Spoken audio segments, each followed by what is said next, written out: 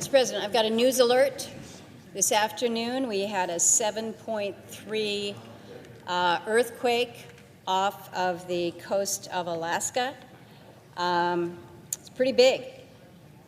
We got the alert from KUCB staff members who felt this earthquake out there in Alaska. They contacted the emergency responders. It was an all hands on deck. I'm looking at a text that I received from the station manager there at KUCB. 3 staff members worked at sea level in our studio to get emergency messages on the air in coordination with local public safety officials. A 4th employee worked remotely to update the web and social media. When the tsunami sirens started to blare, the voice message in the warning instructed community members to tune in to the local radio.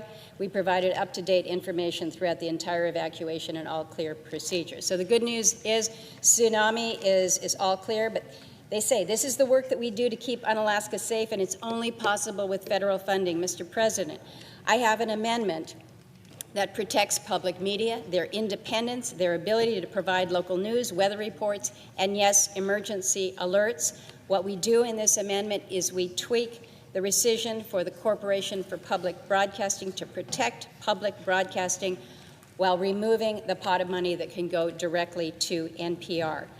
We're reminded today this stuff matters. So I would hope my colleagues would recognize what is at stake and vote for my amendment. To recognize the senator from Missouri. Thank you, Mr. President. I rise in objection to the amendment from my colleague from Alaska.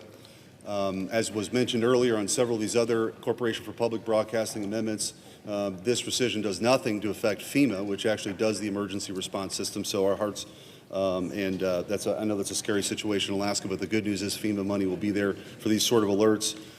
We've come a long way tonight. We're almost there. Our efforts to finally prevent federal funding for the Corporation for Public Broadcasting, this is maybe one of the last votes for that. And what's important to note here is this would gut that aspect of it.